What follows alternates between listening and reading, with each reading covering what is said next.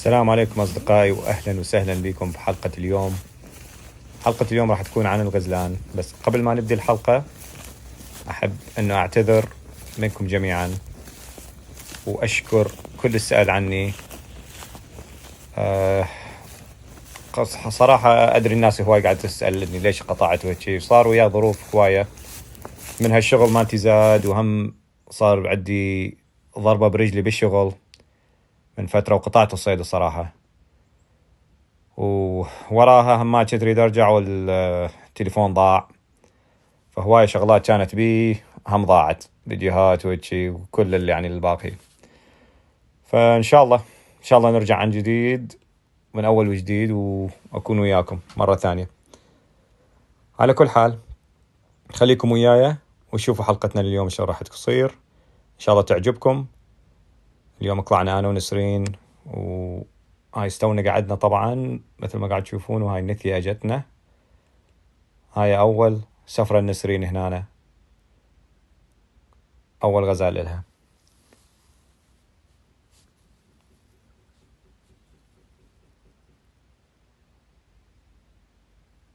الغزالة هنا طلعت من الشجر بس قاعد تاكل،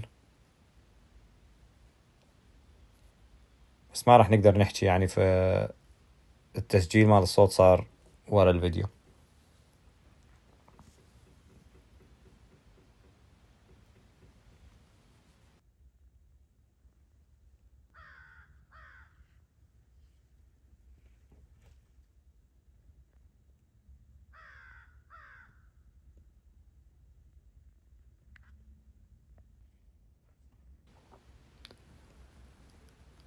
طبعا نسرين قاعدة سامح دارة، ما تعرف تضرب لو لا،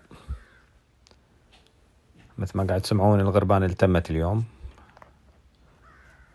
الشغلة المو حلوة بصيد الغزلان كون تبقى هادئ، يعني لا تقدر تتحرك، لا تقدر تطلع صوت، هاي فبس ايدي قاعد احرك بيها التليفون رايحة وجاية، فما اقدر احكي ولا هي تقدر تحكي، فبالصافنين واحد بوجه الثاني وقاعد نشوفها.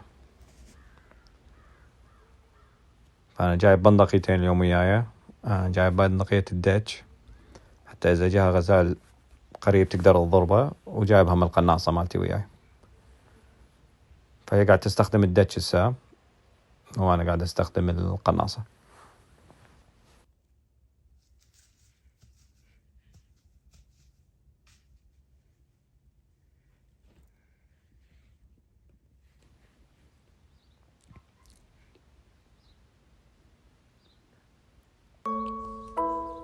هاي الظاهرة خلص الشحن مالتها، نايمة، صيادين آخر زمن، بس إيش خير ماكو.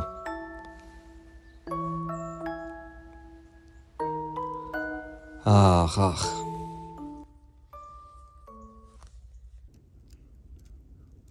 زين، يلا لما انت جاهزة.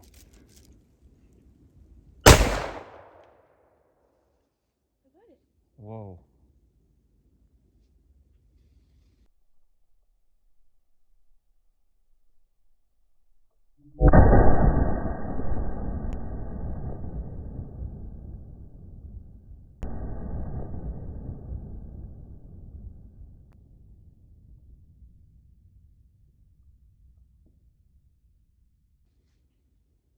good job نسرين.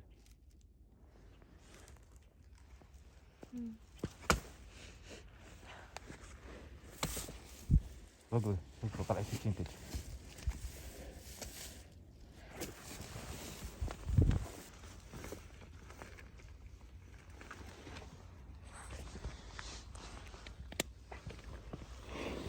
سكينة اي، يلا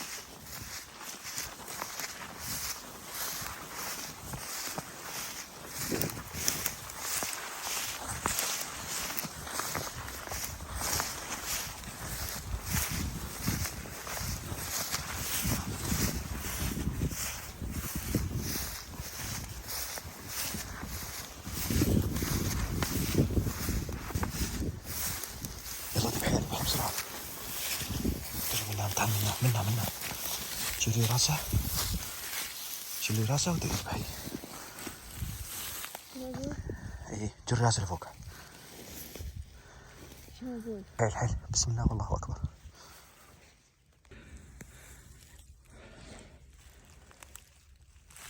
هذا فحل صغير كيس هنا I think.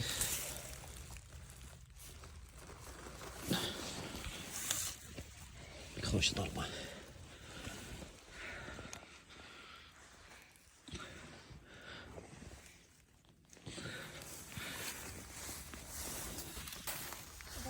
من هناك ضربتها تقريبا 75 ياردة.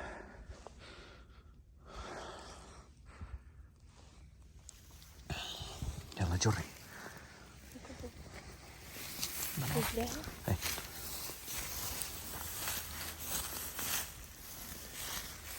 طبعا حاولنا انه ما نطلع صوت هواية لان بعدنا مو مخلصين الصيد. الساعة 8:15 راح نبقى قاعدين وان شاء الله يرزقنا.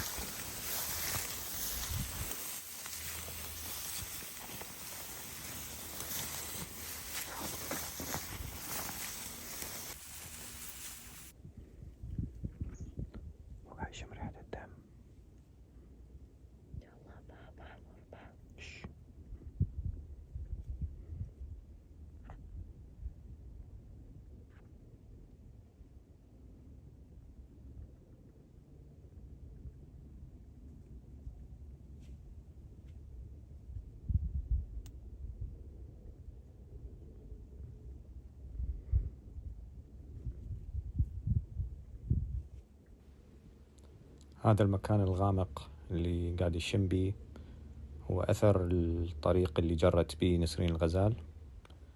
الحشيش عليه طبقة من الثلج، فالمكان اللي مشينا بيه طاح منه ثلج، فهو قاعد يمشي هناك قاعد يشم الأثر مال النثية وريحة الدم مالتها. نسرين تريدني أضربه بس أنا صراحة منتظر فحل أكبر فما أريد أضربه. فخلنا نشوف إذا هي راح تضربه لأن عندها رخصة ثانية.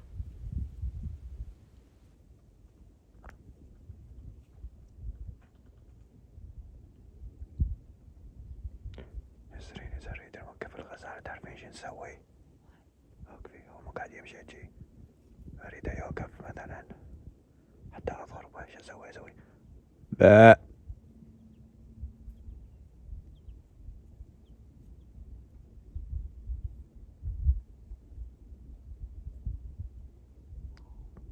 بعدين يجي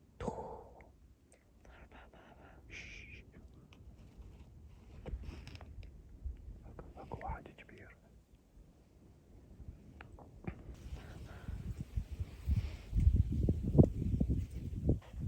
تريد تنظر بنتي خليه يدور.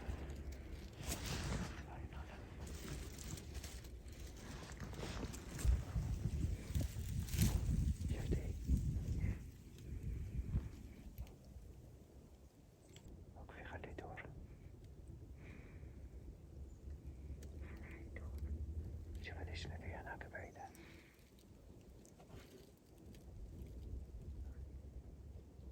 ب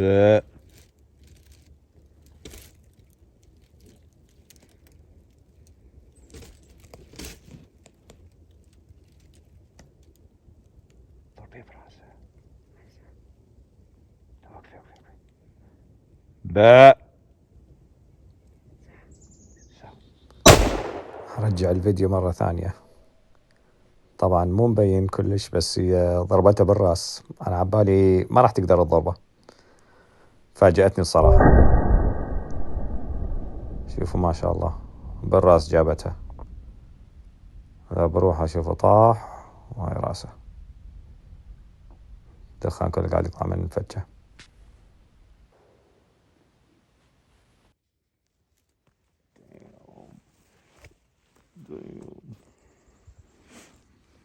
هذا نسرين first buck.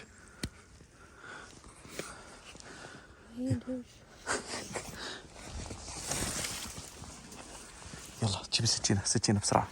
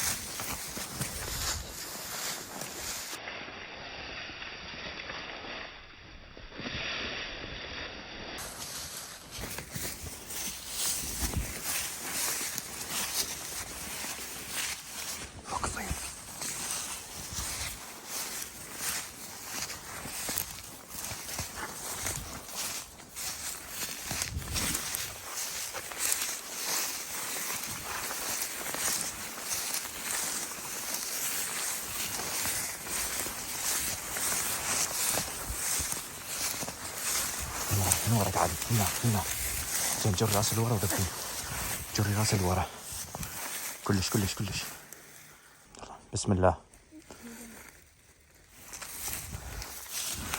كيفاش بعد عدل؟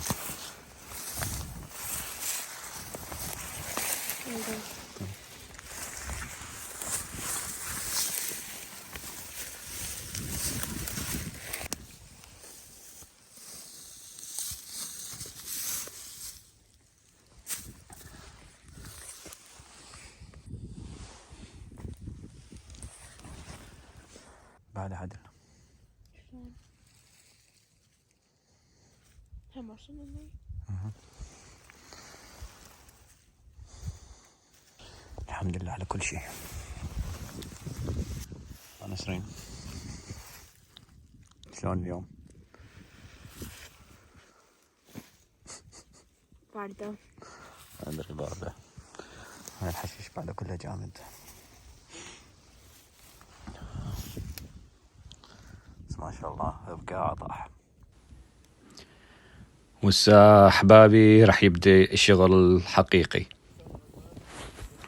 هاي إن أنا أبويا أجا، فنسرين حاطة جدها على العربانة وقاعد تجرى. جاي ياخذ الغزال، أول واحد ضربته نسرين.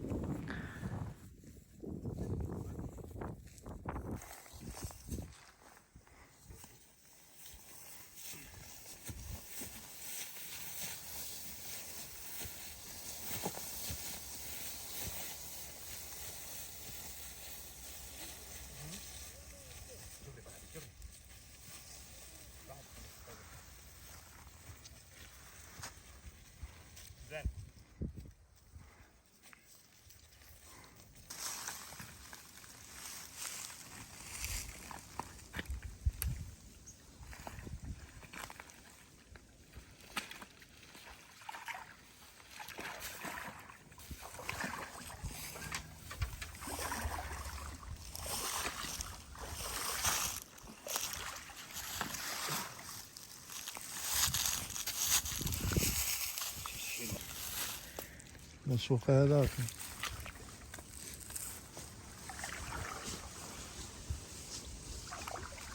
أقول لك تريد تساعده تزحلون هاي وتروحون تلاقيني بالبيت، احنا نقدر نشيل هذا انا ونسرين. ماشي بابا يلا. كيفك؟ نجرب؟ ها؟ نروح نجرب؟ يقول تروحون؟ لا هو هذا هو ليش يرى بالقاري؟ نجرب بالعربة أنا. خوش. نجرب احنا جار ما أعرف. يخلي شوف بس طلعوا يا هناك يا. بس كنت تروح لا تنسى للمكتب مال الصيد. كنا نروح نشيكه بالمكتب.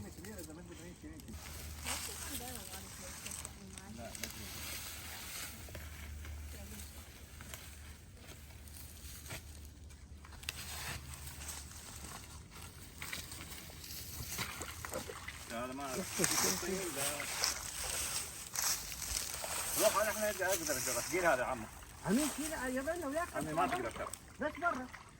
هنا على العادي تقدر. خلي نسرين تعبر. نسرين نزلي العربانه جوا.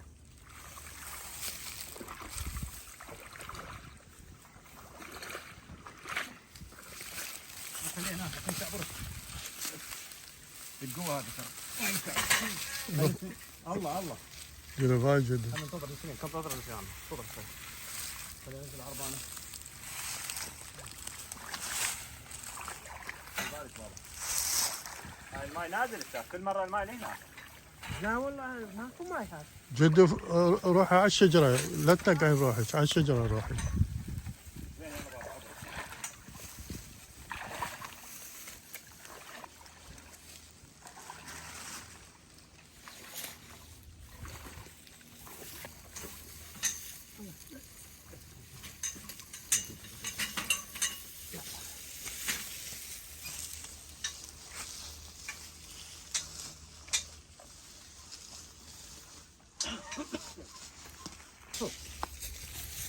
هذا خليه يروح هنا.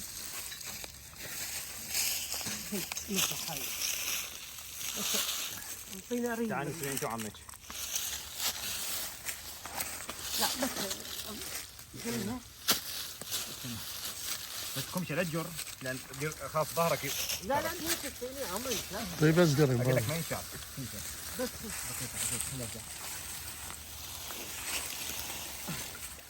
زين لا تجرها بس تثبت خليك على برا. زين؟ بس خلينا نساعدوك. خليك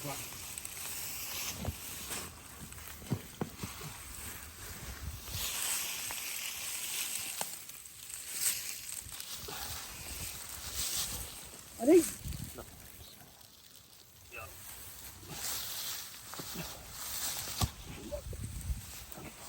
اقول لك ما يطلع. الله روح عندي يطلع عندي. نسرين نزلي جوا. بدي شيء حاطين حاضر. شوف الرجلين الركب مالته مضروبه هنا بالحيط ضربيه هيك كذي. هيك شي؟ اي يلا يلا بسم الله.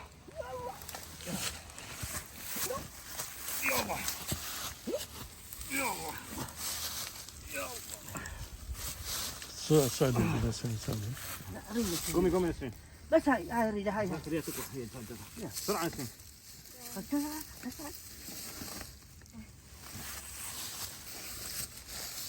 ارجع بس شوي اريد ورا. اريد تبرك. الرجل مالته متكربسه جوا تكربست. اي يلا يلا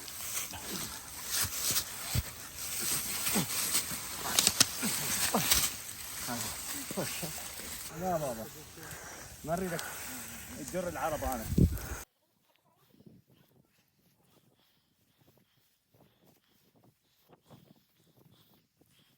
وهيجي بدأت رحلة العودة. بس الحمد لله العربانة يعني كلش تساعد، كلش تسهل الشغلة مثل ما قاعد تشوفون هاي غزالين والحمد لله ماكو صعوبة. فراح اوديهم للبيت وراح اطلع باكر همات.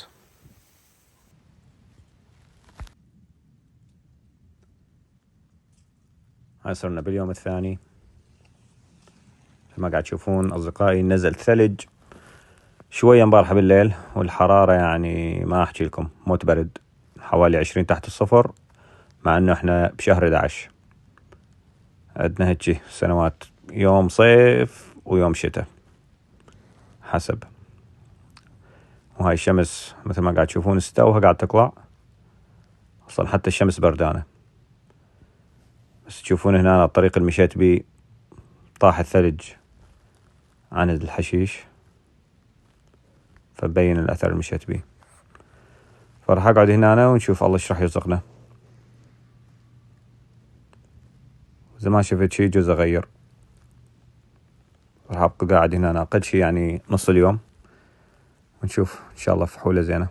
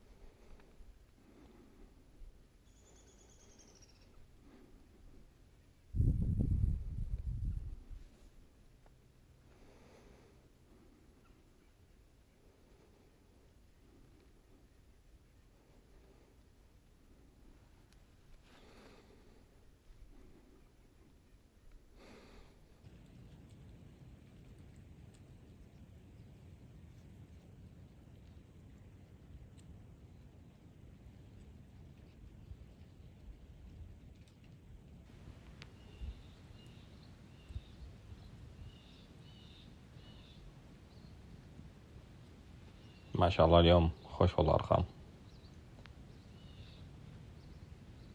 سايق 3 أناثي ماكو فحولة.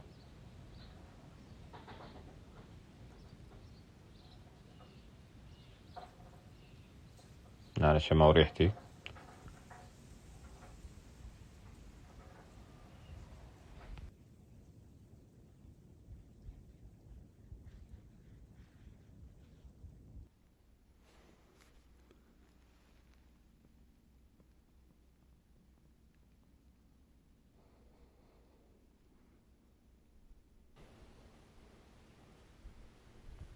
هذا فحل بس كلش صغير،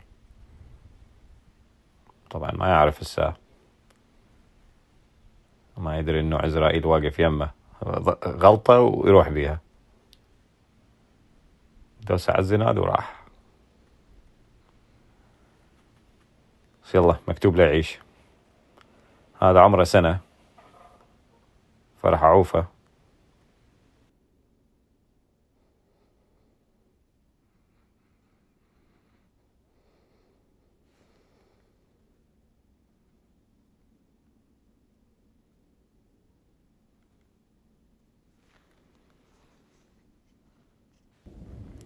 هاي غيرت مكاني ورحت لمكان ثاني.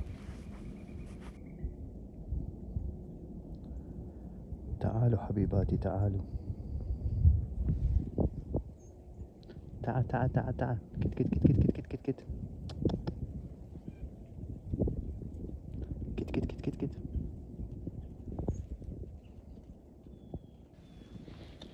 طبعا أنا قاعد على الشجرة بهاللحظة، الهواء جاي من جهة الغزلان علي، فما قاعد يشمون ريحتي، بس لما يمشون ورايا راح يصيرون بالحشيش، راح يشمون ريحتي ويشردن.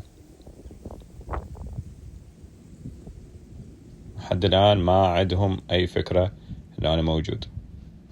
هاي طبعا من قدام، وهذول 2 صغار وياها.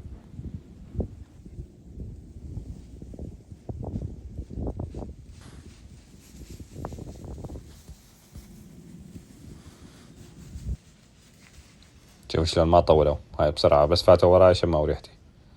هاي الأم بقت صافنة،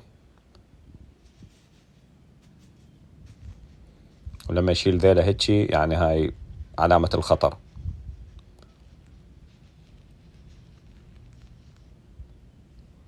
راحوا بعد.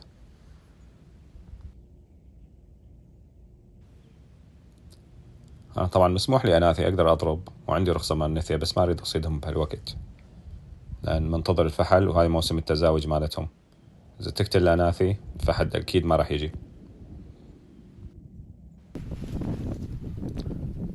شوف هذا الفحل إجا على ريحة الأناثي، طبعا شايفيه قاعد يركض ويشمشم بالقاع وراهم. أنا ضربته وهو قاعد يركض بس ما طاح ورا مسافة.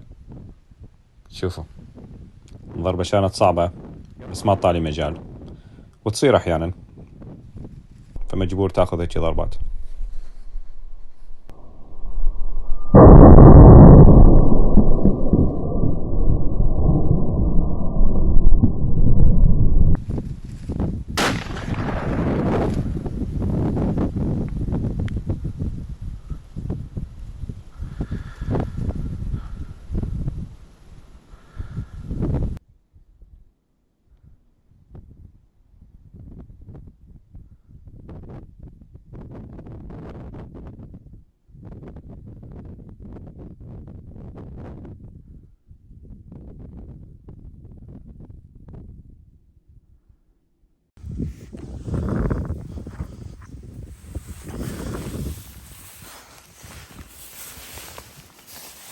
لا اي مات. ما شاء الله ما شاء الله.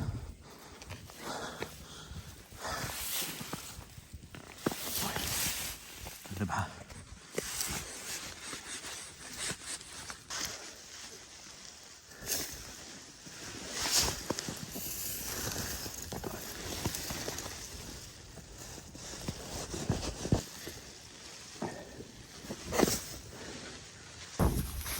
ما عندكم صار بيه طبعا هاي على مودكم اليوم.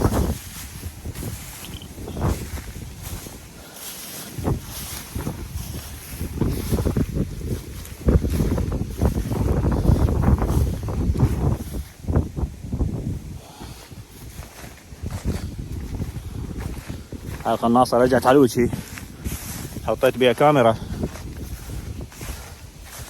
ونسيت الطول مالتها ايش قد صار. خل اراويكم. شوفوا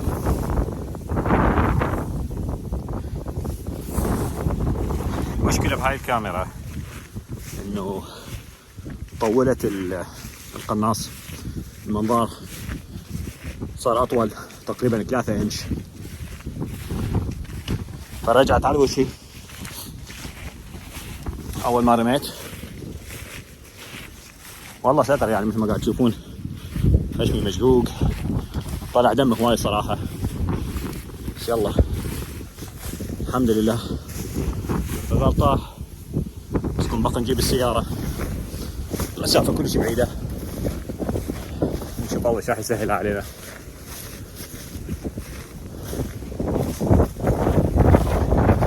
أقولكم مرة ثانية شوف المنظار هنا نهايته، هاي كلها زايدة، كلها زايدة. الصراحة الضربة ما كنت، استعجلت شوية بيها، يعني الغزال كان قاعد يركض ورا نثية. والله لو مخفف يعني مهدي، بس المشكلة كان يشرد ما كنت اقدر له، فصارت الحمد لله على كل شيء.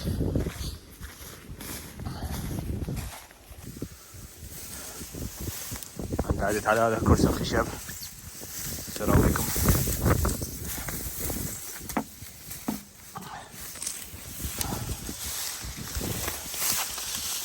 قدامي هنا ايش قطاح، هاي فوق وانزل. جد الغزال هم انترس.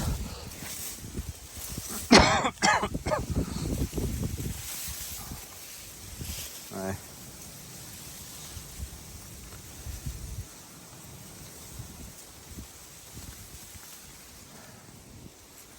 شاء الله شو تسوي.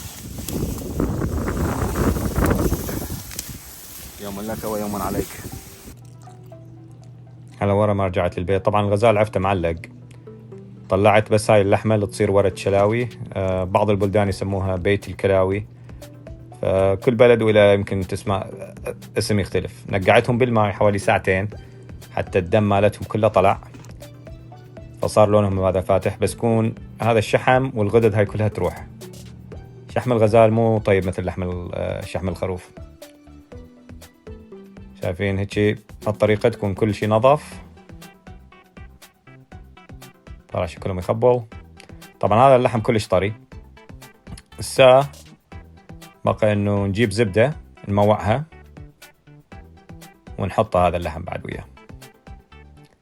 هاي الزبدة معت، نجيب شوية اكليل جبل وزعتر حسب البهارات اللي تريدوها، بس يعني لازم تكون تازة. وثوم همات، الثوم يتثرم، تريدون ينمرد يعني بحسب الرغبة. هنا احنا قاعد نسوي شنو، انه الزبد يتشرب الطعم مال البهارات والثوم، حتى لما تحط فيه اللحم واحدة شوي شوي يشرب الزبدة ويشرب هاي البهارات الحلوة. طبعا الملح وياه همات نفس الوقت. نضيف اللحم، النار لازم تكون هادئة إلى وسط، مو قوية لأن الزبدة ما تتحمل. تقدر تضيف لها شوية زيت زيتون وإذا تريد حتى ما تحترق الزبدة. خليها على كيف. هاي اللحمة كلش طرية مرة ثانية قلت لكم، يعني ما تتحمل، فلا تحرقوها، خلي عينكم عليها. وبس شفتوها يعني راح تستوي تقلبها. وهيك يا أصدقائي نكون وصلنا لنهاية الحلقة. لحم استوى وما بقى لي شي بعد. يسلمكم العافية، وإن شاء الله نشوف وجهكم بالحلقة القادمة. وانتظروني. وألف تحية وسلام لكم جميعا.